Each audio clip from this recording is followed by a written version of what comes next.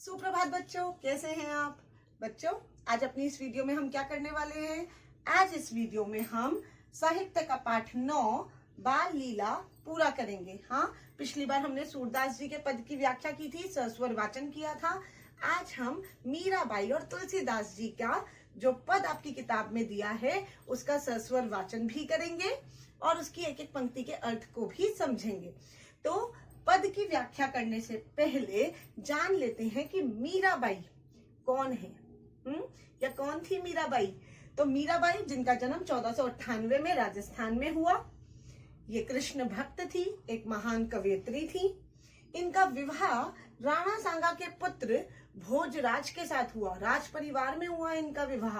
राज परिवार में रहती थी, महलों में निवास करती थी, लेकिन बिल्कुल सादा जीवन जीती थी। इनके पति की, भोजराज की आकस्मिक मृत्यु हो गई।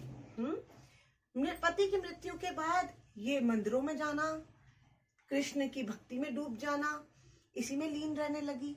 तो इस वजह से इनको अपने परिवार के लोगों का अपने परिवार के लोगों के विरोध का सामना भी करना पड़ा। कई बार इन्हें विष देकर मारने की भी कोशिश की गई।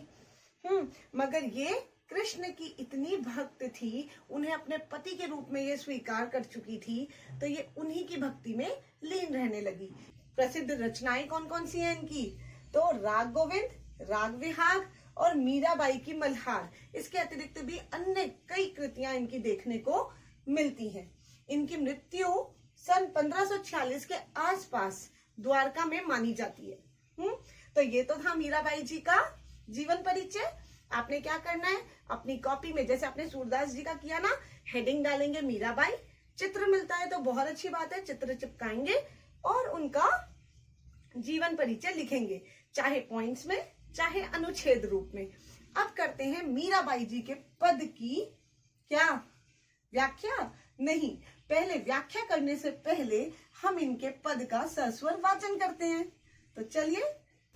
बसो मेरे नैनन में नंदलाल, बसो मेरे नैनन में नंदलाल, मोहनी मूरति सावरी सूरती, मोहनी मूरति सावरी सूरती, नैना बने विशाल, बसो मेरे नैनन में नंदलाल, बसो मेरे नैनन में नंदलाल।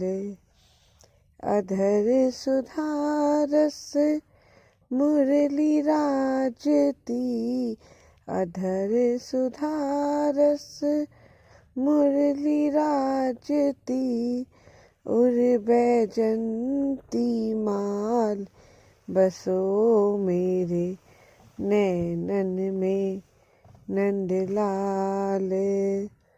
क्षुद्र घंटिका कटितट शोभित, क्षुद्र घंटिका कटितट शोभित, नुपुर सबद रसाल, बसो मेरे नैनन में नंदलाल। मीरा के प्रभु संतन सुखदाई, मीरा के प्रभु संतन सुखदाई, भगत बछल गोपाल, बसो मेरे नैनन में नंदलाल, बसो मेरे नैनन में नंदलाल। चलिए अब करते हैं इस पद की एक एक पंक्ति की व्याख्या। बसो मेरे नैनन में नंदलाल। मीराबाई जी क्या कह रही हैं, किसे अपनी नैनों में बसने के लिए कह रही हैं। हाँ जी, नंदलाल को। किसको कह रही हैं, नंदलाल, यानी कि नंद बाबा के जो लाल हैं, जो बेटे हैं कृष्ण, उन्हें कह रही हैं कि आप मेरे नैनों में बस जाओ, मेरी आंखों में बस जाओ, ठीक है, दिन, ताकि मेरी आंखों में जब आप बस जाओगे तो दिन रात मैं बस आप ही के ख्यालों में रहूं। आगे क्या कहती है वो, कैसे रूप को, कृष्ण के कैसे रूप को वो अपनी आंखों में बसाना चाहती हैं, मोहनी मूर्ति, मोहनी मूर्ति, ऐसी मूर्ति मेरी आंखों में बस जाए जो सबको मोहित कर दे, जो मुझे मोहित कर दे।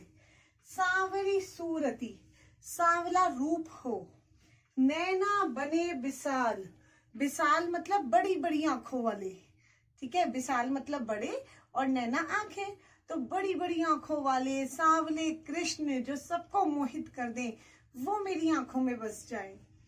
अधर सुधारस मुरली राजती, अधर सुधारस, सुधा मतलब होता है अमृत, अमृत रूपी जो उनके होठ है, ठीक है, अधर मतलब होठ, तो उन पर मुरली राजती, बांसुरी सुशोभित हो।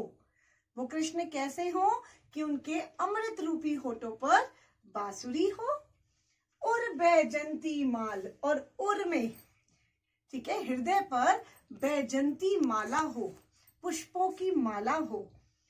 क्षुद्र घंटिका, क्षुद्र मतलब छोटी, क्षुद्र घंटिका, छोटी छोटी घंटियां, कटी तट शोभित, कटी मतलब होता है कमर, छोटी छोटी घंटियां की जो हम कहते हैं ना कमर बंध जो होता है, वो उनकी कमर पर सुशोभित हो।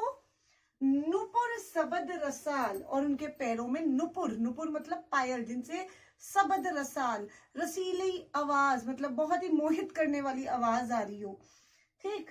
मीरा के प्रभु संतन सुखदाई, तो मीरा के जो प्रभु हैं, कौन कौन प्रभु, कृष्ण, वो कैसे हैं, संतन सुखदाई, अपने संतों को सुख देने वाले। भगत बछल गोपाल, और भक्तों से स्नेह करने वाले, वो गोपाल कैसे हैं, जो अपने भक्तों को प्रेम करते हैं, जो संतों का के लिए सुखकारी हैं। ऐसे कृष्ण मेरी आंखों में आके हमेशा के लिए बस जाएं। यही प्रार्थना, इस पूरे, यही निवेदन है ना मीराबाई जी अपने इस पद में कर रही हैं कि हे कृष्ण बसो मेरे नैनन में नंदलाल, ठीक। तो इसकी एक एक पंक्ति को आपने गाकर भी देखना है, उसके अर्थ को भी समझना है।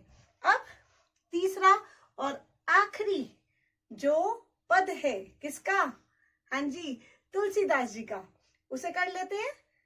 कब हऊ शशि मांगत आरी करे, कब हऊ प्रतिबिंब निहारी डरे, कब हऊ कर ताल बजाई के नाचत, मातु सबे मन मोद भरे, कब हऊ ऋषियाई कहे हटिके, पुनि लेत सोई जेहि लागी अरे, अवधेश के बालक चारि सदा, तुलसी मन मंदिर में बिहरे, अवधेश के बालक चारि सदा, तुलसी मन मंदिर में बिहरे। तो चलिए बच्चों अब करते हैं तुलसीदास जी के पद की एक एक पंक्ति की व्याख्या। तो देखिए पहली पंक्ति है, कब हऊ शशि मांगत आरी करे, कब हऊ प्रतिबिंब निहारी डरे। अब इन पंक्तियों में कह रहे हैं तुलसीदास जी कि कभी तो चांद मांगने की, शशि, शशि मतलब चंद्रमा, तो कब हऊ कभी तो चंद्रमा मांगने की आरी करे, जिद कर रहे हैं। कब हऊ प्रतिबिंब निहारी डरे, और कभी अपना प्रतिबिंब देखकर, अपनी परछाई देखकर, निहारी मतलब निहारना, देखना, डर जा रहे हैं। तो कौन डर रहा है, किसकी बात कर रहे हैं, तो यहाँ कवि जो है तुलसीदास जी यहाँ पर बात कर रहे हैं राजा दशरथ के चारों पुत्रों की, ठीक है। अयोध्या के जो राजा दशरथ थे उनके जो 4 पुत्र थे, कौन कौन से, राम, भरत, लक्ष्मण और शत्रुघ्न, उन चारों की बात कर रहे हैं। उनके बाल रूप का वर्णन कर रहे हैं तुलसीदास जी कि कभी तो वो चंद्रमा मांगने की जिद कर रहे हैं कि मुझे तो चांद चाहिए, कभी अपने प्रतिबिंब को, अपनी परछाई को देखकर वो डर रहे हैं, कब हऊ करताल बजाई के नाचत, कभी करताल बजाकर, करताल मतलब तालियां बजाकर नाच रहे हैं। मातु सबे मन मोद भरे, और मातु मने जो माताएं हैं, कौशल्या, सुमित्रा और कौन सी, कैकई, मातु सबे मन मोद भरे, उनके मन को आनंद से भर रहे हैं। कब हऊ ऋषियाई कहे हटिके, और कभी वो ऋषियाई, ऋषियाई मतलब गुस्सा हो जाना, कभी वो गुस्सा हो रहे हैं, कहे हटिके और जिद करके बैठ जा रहे हैं, हट करना, ठीक है, जिद कर रहे हैं वो। पुनि लेट सोई जेहि लागी अरे, और जिस चीज की भी उनको जिद लग गई है, जब तक वो चीज उन्हें वापस नहीं मिलेगी तब तक वो गुस्सा होकर रूठ कर बैठ जा रहे हैं। छोटे बच्चे करते हैं ना कि मुझे तो वही चीज चाहिए, नहीं मिलेगी तो वो नाराज हो जाते हैं। तो यहाँ पर भी ऐसा ही कर रहे हैं। कौन? अयोध्या के राजा दशरथ के चारों पुत्र। अवधेश के बालक चारि सदा, तुलसीदास जी कहते हैं कि अयोध्या के राजा जो दशरथ हैं, उनके ये चारों बालक सदा के लिए, हमेशा के लिए तुलसी मन मंदिर में बिहरे, कि तुलसीदास जी कहते हैं ये चारों बालक मेरे मन रूपी मंदिर में हमेशा निवास करें। ठीक, तो ये थे तुलसीदास जी की पद की व्याख्या। इसकी एक एक पंक्ति को आप समझेंगे, ठीक है, ध्यान से पढ़ के इनका सस्वर वाचन करेंगे, और कोई भी दिक्कत परेशानी होगी तो मुझसे कमेंट बॉक्स में जरूर पूछेंगे।